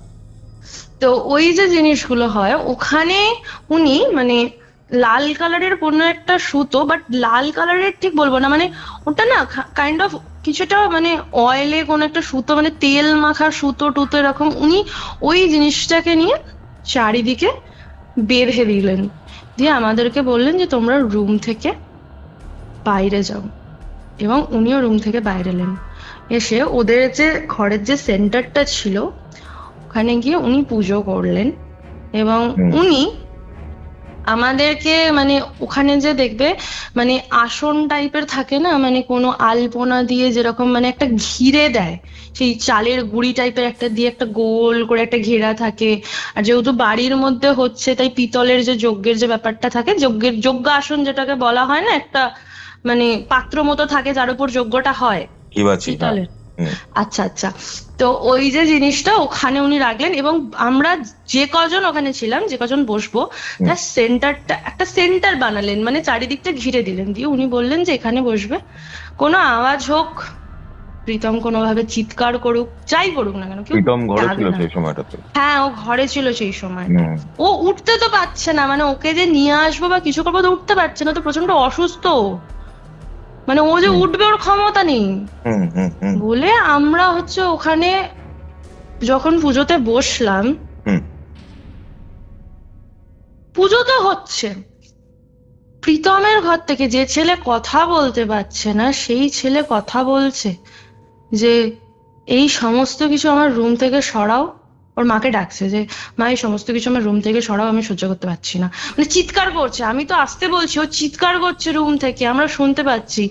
ওর মা তো শুনবে না, ওর মা তো ভাবছে যে আমার ছেলের কি হলো, আমার ছেলে তো অসুস্থ, আমার ছেলে কি তাহলে কিছু হলো, আমার ছেলের কি তাহলে কিছু হলো, এরকম ব্যাপারটা ওর মায়ের মাথায় কাজ করছে। ওর মা উঠতে যাবে, যিনি পুজো করছিলেন তিনি মানে হাতটা এভাবে করে বসিয়ে দিলেন, মানে হাত দেখায় না যে উঠবে না, এইভাবে বসিয়ে দিলেন উনি।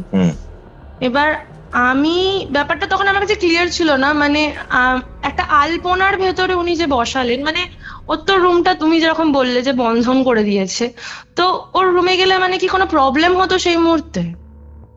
আদৌ কথা বলেছিল কিনা সেটা হচ্ছে ব্যাপার, ঠিক আছে?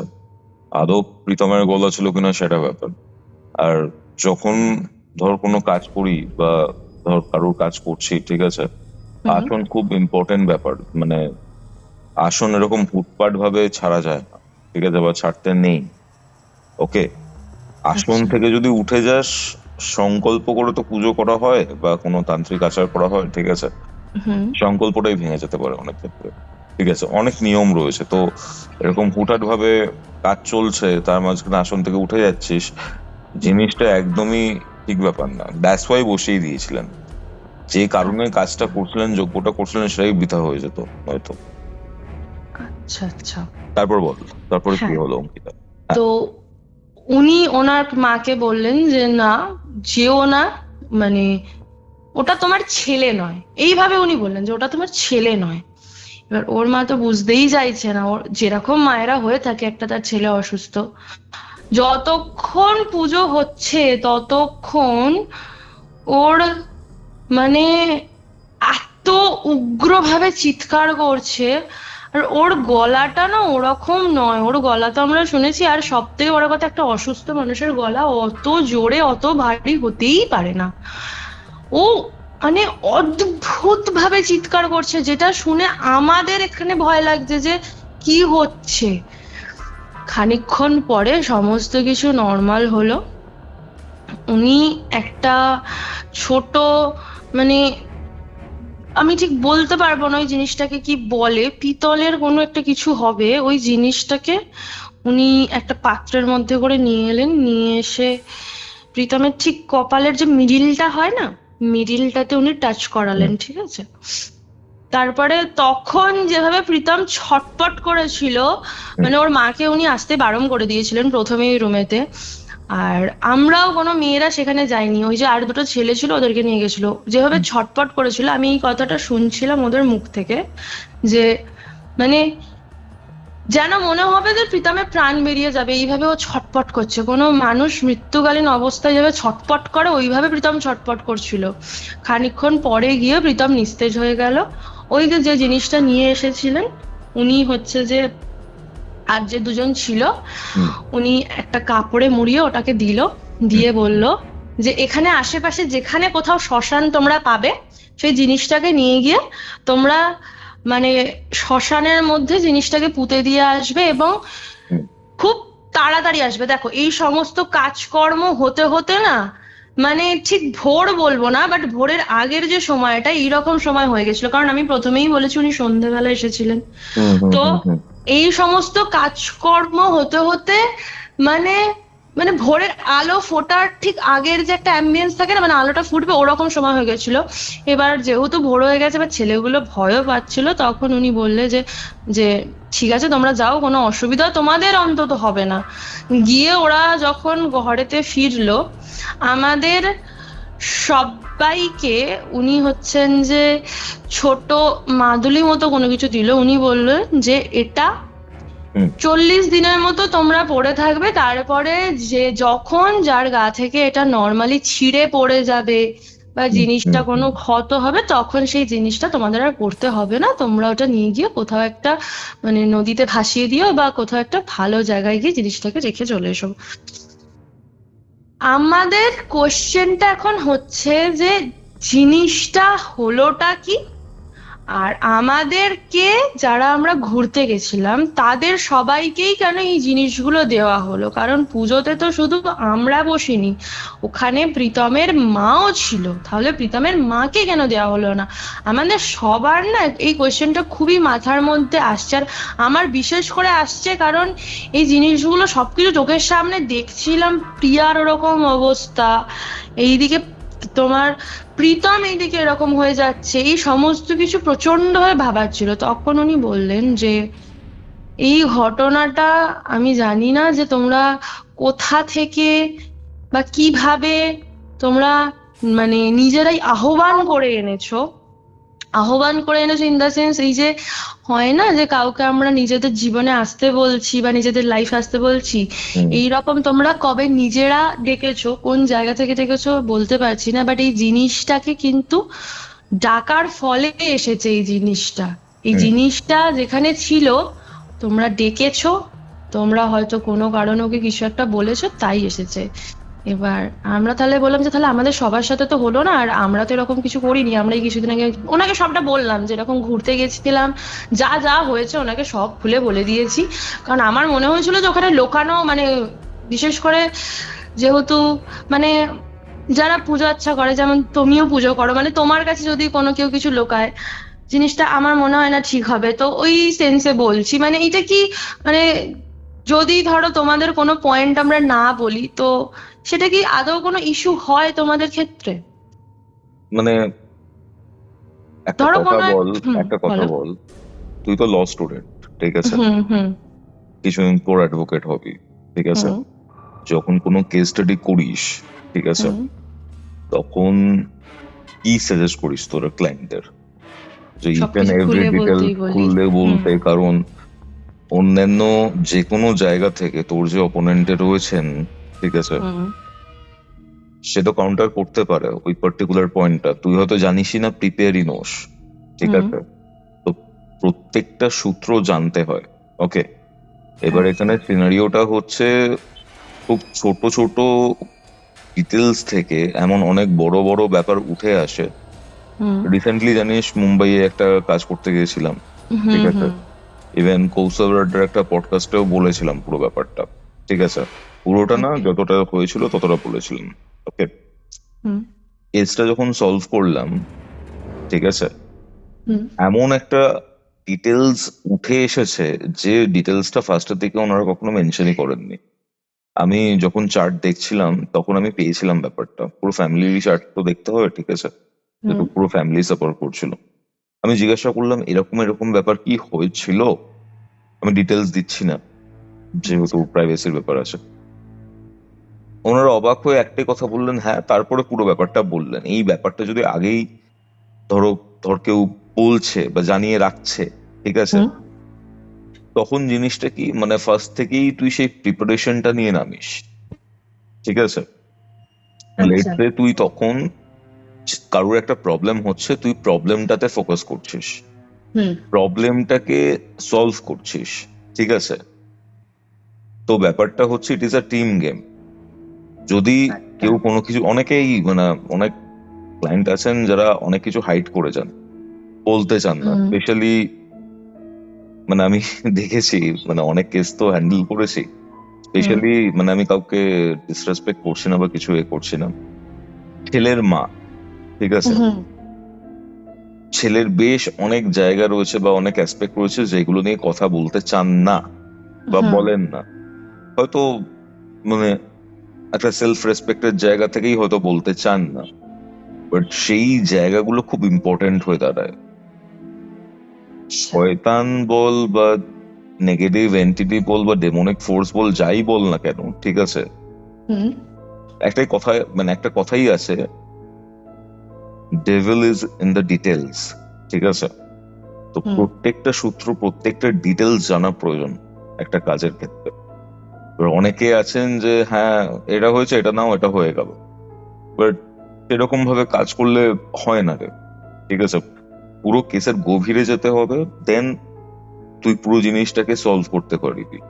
হ্যাঁ, এটা হতে পারে 2-3 মাস তুই ভালো থাকলি, ঠিক আছে, হুম এইসব নিয়ে, বাট যতক্ষণ কোর রিজনটাকে তুই সলভ করতে না পারছিস বা ওই জায়গাটাকে কাউন্টার না করতে পারছিস, প্রবলেম কিন্তু আবার ব্যাক করবে। দেখবি অনেক জায়গায় অনেকে কাজ করে, ঠিক আছে, 2-3 মাস ঠিক থাকে, আবার প্রবলেমটা রিঅ্যাকার হয়, আবার প্রবলেমটা ফিরে আসে। কেন হয়? কারণ সিমটমস গুলোকে উনি বন্ধ করেছেন, আসল রিজনটাকে লাইফ থেকে বের করে দিতে পারেননি। এর জন্য ডিটেলসটা জানা খুব প্রয়োজন। আচ্ছা। তারপর কি হলো অঙ্কিতা? তারপর বিষয়টা হচ্ছে যে ওনাকে যখন সমস্ত কিছুটা আমরা বললাম, ওনাকে হুম যা যা ওখানে ঘটেছে, প্রিয়ার যে ব্যাপারটা তো উনি প্রথমেই জানতেন, হুম হুম তারপরে আর যা যা ঘটেছে কোনো কিছু আমরা লোকাইনি, সমস্ত কিছু আমরা জানালাম। তখন উনি বললেন যে ওই হোটেলটার ওই পার্টিকুলার রুম হুম সম্বন্ধে কি আমরা কিছু জানি? এবার হুম আমরা ভাবছি যে এবার দেখো, তুমি কোথাও ঘুরতে যাচ্ছ, তুমি একটা মানে খুব একটা ওয়েল নোন স্পেসে যাচ্ছ, যেখানে তুমি তুমি জানো এই হোটেলটা তোমার কাছে চেনা জানা হোটেল, খুব নাম করা একটা হোটেল, তুমি সেখানে গিয়ে তুমি কি অত কিছু সন্দেহ করবে?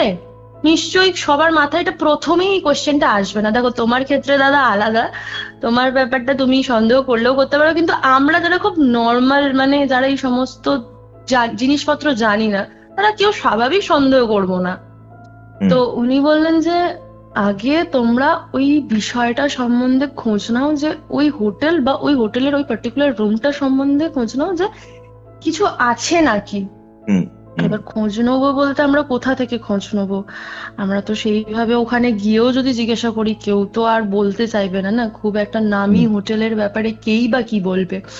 তো আমরা বললাম যে আচ্ছা ঠিক আছে, আমরা খোঁজ নিয়ে দেখবো, কিন্তু আপাতত আমরা সেফ কি? তখন উনি বললেন যে হ্যাঁ আপাতত তোমরা সেফ, কিন্তু ওই যে উনি যে ওই যে বললাম না একটা কবচ টাইপের যেগুলো হয় দিয়েছিলেন, উনি বললেন যে ব্যাপার। হুম হুম, ওই তার আগে যেন কেউ মানে নিজে থেকে ওটাকে যেন না শরীর থেকে খুলে দিই। হুম হুম ওটা যদি খুলে পড়ে যায় ঠিক আছে, বাট নিজে থেকে যেন না কেউ ওটা খুলে পড়ে দিই। উনি বিশেষ করে ছেলেগুলোকেই বললেন, কারণ ওরা খুব সাহস দেখিয়েছিল ওই জায়গাটাতে। হুম তো উনি বললেন যে তোমাদের এই যে বন্ধুটা যেরকম অবস্থা হলো, তোমরা তোমাদের ওই অবস্থাটা যদি করতে না চাও, তাহলে তোমরা এগুলো খুলবে না। বেসিক্যালি ছেলেগুলো সাহস দেখায়নি, ঠিক আছে, ওরা আচ্ছা। জিনিসটাকে ডিমিন করেছিল বা অসম্মান করেছিল বা টোটাল ব্যাপারটাকে নিয়ে খিল্লি করেছিল। হ্যাঁ, খিল্লি তো করেছিল দাদা, কিন্তু ওই যে যখন এর আগে বলেছিল যে প্রোটেকশনটা নিয়ে নিতে, ওই যে মাধুরী টাইপের কিছু, যখন প্রিয়াকে আমরা নিয়ে গেছিলাম মনে আছে, তখন তো উনি আগে থেকে ওয়ার্ন করে দিয়েছিল না, যে মানে যে জিনিসটা প্রিয়ার সাথে এসেছে তার উদ্দেশ্য কিন্তু প্রিয়া ছিল না, তার উদ্দেশ্য ছিল অন্য কিছু। উনি আগে থেকে ওয়ার্ন করে দিয়েছিলেন, তারপরে গিয়েও কিন্তু ওরা কিন্তু কথা শোনেনি। সেই অ্যাসপেক্টটা বলছিস? হ্যাঁ হ্যাঁ, আমি এই জন্যই বলছি যে ওরা সাহস দেখিয়েছিল প্রচন্ড বেশি। তো তারপরে এবার আমার একটা দিদি আছে, তার যে বন্ধু সে হচ্ছে হোটেল ম্যানেজমেন্ট পড়ে, বহুত দিনের পরেই বলছি। তারপরে গিয়ে যখন এবার তার মানে যখন দিদি এসেছে, যখন আমরা সব ভাই বোনরা আছি একসাথে, তখন গিয়ে কথাবার্তা হচ্ছে যে ও হোটেল ম্যানেজমেন্ট কমপ্লিট করলো, ও মন্দারমণি সাইডে কোনো একটা রিসর্টে ও হচ্ছে যে আছে। এবার তখন আমার মাথায় মনে হলো যে মন্দারমণি না, তাহলে নিশ্চয়ই ও কিছু জানতে পারে। তো আমি দিদিকে বললাম যে দিদি কিছু মাইন্ড না করলে আমাকে একবার কথা বলাবি দাদাটার সাথে। তখন ও বললো যে কি ব্যাপারে। আমি বললাম একটু দরকার আছে। কোন দাদাটার সাথে? ওই যে বললাম না দিদির যে বন্ধুটা আছে, যে মন্দারমণি সাইডের একটা মানে হোটেল ম্যানেজমেন্ট কমপ্লিট করে একটা রিসর্টে কাজ করছে। হ্যাঁ, ওই দাদাটার সাথে। দিদিটা হোটেল ম্যানেজমেন্ট করেনি, মানে ছেলে মানে তার বন্ধুরা করেছে, তাই তো? হ্যাঁ হ্যাঁ হ্যাঁ হ্যাঁ। আচ্ছা, হ্যাঁ হ্যাঁ। আমি বললাম কথা বলাবি। ও তখন বললো যে ঠিক আছে কথা বল। এবার আমি হচ্ছে যে ফোন করলাম, আমি বললাম আচ্ছা দাদা তুমি তো ওখানে কাজ করছো, তো তুমি কতদিন ধরে করছো? তখন বলছে যে এই হবে, আমি 6-7 মাস হয়তো হবে করছি। আমি বললাম আচ্ছা ভালো কথা, তোমাকে কিছু জিজ্ঞাসা করলে তুমি উত্তর দেবে। এবার তখন বলছে বল, যেরকম নর্মাল কথা হয়। তখন আমি ওই যে হোটেলটাতে ছিলাম সেটার নাম বললাম, যে এরকম এই হোটেলটার কোনো হিস্ট্রি আছে? তখন আমার দাদাটা বলছে যে মানে কেন, আমি ওই হোটেলটার নাম নিচ্ছি না। বলছে যে কেন, কি ব্যাপার? আমি বলছি বলো না দাদা, ব্যাপারটা হচ্ছে খুবই গভীর, তুমি বলো তারপরে তোমাকে সব জানাচ্ছি। বলছে যে দেখ, ওই হোটেলটার কোনো হিস্ট্রি আছে কিনা জানি না, তবে আমি এখানে তো সবে কাজে ঢুকেছি, কিন্তু আমি অনেকের মুখে শুনেছি ওই হোটেলের কোনো একটা রুমেতে একটা মেয়ে করেছিল। আচ্ছা। তো এবার আমি বলছি কোন রুমেতে? বলছে দেখ পার্টিকুলারলি রুমটা জানি না যে কোন রুমেতে কি হয়েছিল না হয়েছিল, বাট এইটা জানি যে মেয়েটা মানে একটা ছেলে আর একটা মেয়ে ঘুরতে আসে, ছেলেটা কোনো কারণে মেয়েটাকে চিট করে, যেটা লোকের মুখে ওরা শুনেছে যে চিট করে মানে ছেলেটা চলে যায় ওখান থেকে। তো সেই জন্য মেয়েটা ওখানে করে। ইনফ্যাক্ট বিভিন্ন ধরনের মানে পুলিশি কেস টেসও চলে, বাট তারপরে গিয়ে সমস্ত কিছু বন্ধ হয়ে যায়। এবং ওখানে যেহেতু একটা ওয়েল নোন হোটেল, এই সমস্ত কিছু নিয়ে কেউ অত মাথা ঘামায়নি। একটা সি বিচের ধারে খুব ভালো একটা প্রপার্টি, তো খুব একটা সমস্যা হতো না। তবে এইটা জানা গিয়েছিল যে একটা হয় না পুলিশি ইন্সপেকশনের জন্য কিছুদিন ওই রুমটাকে বন্ধ রেখেছিল, এবং এতটাই প্রাইভেসি মেনটেন করে হয়েছিল যে মানে কেউ বলতেই পারছিল না যে কোন রুমটাতে। এবার আমরা তো জানি কোন রুমটাতে ঘটেছে, কারণ ঘটলো তো আমাদের সাথেই, যে এফেক্টটা ঘটলো। তো আমি বললাম আচ্ছা ঠিক আছে, আসলে আমি হচ্ছে যে এরকম এরকম ব্যাপার হয়েছে আমাদের সাথে, তো সেই জন্য বলছি। তখন দাদাটা একটাই কথা বললো যে যে কোনো হোটেল নিচ্ছিস ঠিক আছে, কিন্তু তার ব্যাপারে যখন যতই সেটা ওয়েল নোন হোক, যতই সেটা মানে যাই হোক, খোঁজ নিবি। তো আমাকে তুমি একটা কথা বলো, এই যে প্রত্যেকটা বারে তো সম্ভব হয় না যে আমি গিয়ে খোঁজ নেবো, তো তুমি তোমার দিক থেকে কি সাজেস্ট করবে এই সমস্ত জিনিসে? দেখ মানে টু বি অনেস্ট, একটা খুব সিম্পল ব্যাপার বলছি, ঠিক আছে? সেটা হচ্ছে বিভিন্ন অনলাইন সাইট বিভিন্ন জায়গায় 200 টাকা দাম, ঠিক আছে, ডিফিউজার হয় আর একটু ভীমসেনি কর্পূর, ঠিক আছে? যে কোনো জায়গাতেই জানা কেন, ঠিক আছে, ওই জিনিসগুলোকে ক্যারি করবি, ঠিক আছে? এটা হচ্ছে কর্পূরটা ডিফিউজারের মধ্যে দিয়ে দিবি, অন করে দিবি, কর্পূরের যে ব্যাপারটা রয়েছে সারা ঘরে সার্কুলেট হবে, ঠিক আছে? এই জিনিসটা একটা প্রাইমারি প্রোটেকশনের জায়গা ক্রিয়েট করে। সেকেন্ড পয়েন্ট হচ্ছে রাতে যখন ঘুমোতে যাচ্ছিস, ঠিক আছে, ধর অনেক জায়গাতে তোর কোনো কিছুই ফিল হবে না, কারণ বেশিরভাগ জায়গায় ঠিকঠাক, একটা দুটো জায়গাতে এরকম প্রবলেম হয়। ওকে, ধর তোর মনে হচ্ছে যে এরকম কোন একটা জায়গাতে কোনো প্রবলেম রয়েছে, ঠিক আছে, তখন ওই কর্পূর, ঠিক আছে, নিজের যে মানে যে বালিশটাতে তুই শুচ্ছিস সেই বালিশের ওয়ার্ডের মধ্যে উকিয়ে তারপরে ঘুমোতে যাবি, ঠিক আছে? এই জায়গাটাতেই অনেকটা জায়গা কেটে যায়। আর সেকেন্ড পয়েন্ট হচ্ছে এরকম টাইপের মানে ছ্যাবলামো না করাটাই বেটার, যে ধর যখন বুঝতে পারছিস যে কিছু প্রবলেমেটিক বা কিছু, হ্যাঁ বাট এটাও প্রোভাইডেড একটা ব্যাপার, সেটা হচ্ছে যে মদফদ খেয়েছিল ওরা, ঠিক আছে? এবার ওই সময় রক্ত গরম অনেক কিছু হুঁশ থাকে না, ওকে?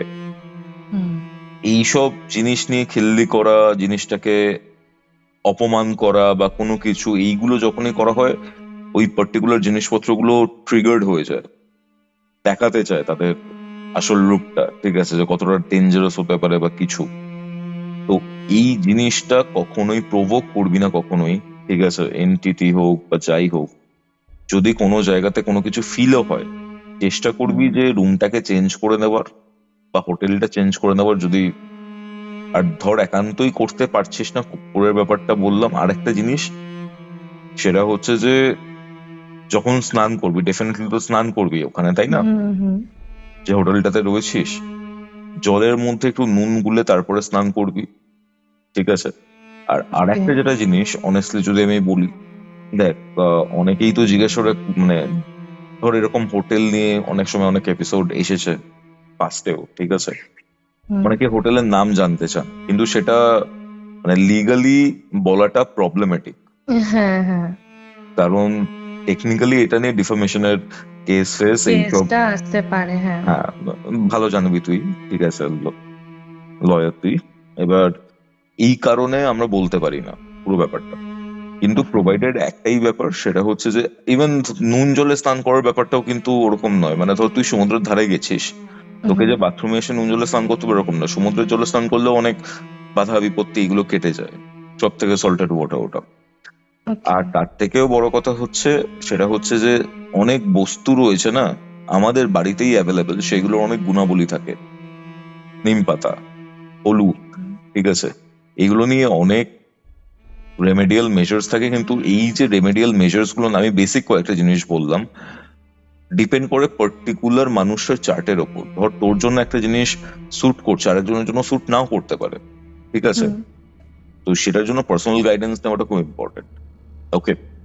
মানে ধর কর্পূর, আমি যেটা বললাম 90% এর ক্ষেত্রে কাজ করবে, 10% এর ক্ষেত্রে নাও করতে পারে। অনেকের কর্পূরের যে ফিল্মটা সেটাতে অনেকের দম আটকে আসে, ঠিক আছে, সেটাও প্রবলেম। অনেকের অ্যাজমা রয়েছে, তাদের প্রবলেম হয়। তো সেই ক্ষেত্রে প্রোটেকশনের জায়গাটা আলাদা, ওকে? যেহেতু তোর একটা প্রিভিয়াস জায়গাতে প্রবলেম ছিল অঙ্কিতা, তোর বাড়ি রিলেটেড বা যে কোনো রিলেটেড ব্যাপারে, ঠিক আছে, তুই হয়তো এই ব্যাপারটা নিয়ে একটু বেশি ওয়াকিবহল। বাট অনেক মানুষ রয়েছেন, অনেক টিনেজার্স রয়েছেন, অনেক অ্যাডাল্টস রয়েছেন, ঠিক আছে, যারা এইগুলোর ব্যাপার নিয়ে অতটা কশাসই নয়, ঠিক আছে? এইগুলো শুনে বা এরকম পডকাস্ট শুনে বা যাই করে, তারা অ্যাটলিস্ট একটু তো কশাস হবে। তারা জানবে যে কোনগুলো করা উচিত, কোনগুলো করা উচিত না। সেটাই যদি মেনটেন করা হয়, অনেকাংশে বিপদ কমে যেতে পারে।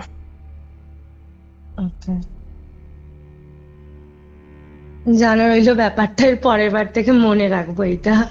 কারণ এখন সত্যি মানে সমস্ত জায়গায় গিয়ে হোটেল আরে তো চেক করাটা পসিবল নয় যে কোনটাতে কি ব্যাকগ্রাউন্ডটা ছিল। খুব ভালো একটা কথা বললে এই জিনিসটা মনে রাখবো এরপর থেকে আমি। আর আরেকটা যেটা ব্যাপার হচ্ছে অঙ্কিতা, সেটা হচ্ছে যে ঘটনাটা যে শেয়ার করলি, ঠিক আছে, মনে হচ্ছিল আমি চোখের সামনে দেখতে পাচ্ছি বেসিক্যালি।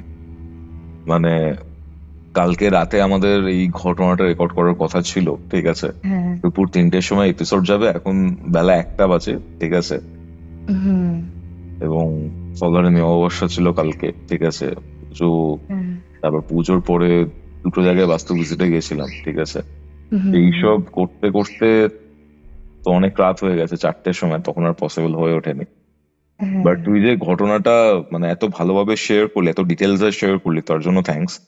অ্যান্ড খুব তাড়াতাড়ি তোর সাথে আবার কথা হচ্ছে। ভালো থাক, ঠিক আছে? তুমিও ভালো থেকো। এটাই ছিল আজকের ঘটনা। এই 7 জন বন্ধু যে ট্রিপে গেছিল, সেই ট্রিপের যে অভিজ্ঞতা, যে ভয়ঙ্কর অভিজ্ঞতা রাদার, সেটা কিন্তু এখনো তাদের পিছু ছাড়েনি। আপনাদের কি মতামত? ফিউচার ট্রিপে যাতে কোনো রকমের কোনো প্রবলেম না হয় অ্যাজ সাচ, আমি কিছু রেমেডিজ শেয়ার করলাম, কিছু টিপস শেয়ার করলাম, ঠিক আছে? এই রেমেডিসগুলো আপনাদের কেমন লাগলো সেটাও জানাবেন। আর হ্যাঁ, আপনারও যদি এরকম কোনো ফিলিং হয়ে থাকে, এরকম কোনো ঘটনা আপনাদের সাথে ঘটে থাকে, যোগাযোগ করুন আমাদের সাথে আপনার ঘটনাটি শেয়ার করার জন্য। এছাড়া আপনি যদি স্পিরিচুয়াল হেল্প বা অ্যাস্ট্রোলজিক্যাল প্রেডিকশন চান, তন্ত্র রিলেটেড হেল্প চান, যোগাযোগ করুন আমাদের অফিসিয়াল হোয়াটসঅ্যাপ নম্বরে, যেটি হচ্ছে 6290675195। তাহলে চলুন দেখা হচ্ছে পরবর্তী এপিসোডে, যেটি আসছে বৃহস্পতিবার দিন দুপুর ঠিক 3টের সময়। ততক্ষণ অবধি কিউরিও ফাইটার এরকম আরও 2টি এপিসোড দেখতে শুনতে আপনার মোবাইল স্ক্রিনে আসা ডান দিকের অথবা বাদিকের বক্সে ক্লিক করুন। Curiophyte presents Ghostly Call Recording, a horror audio documentary by Kaustav Kumar. এবার ভয় পাবে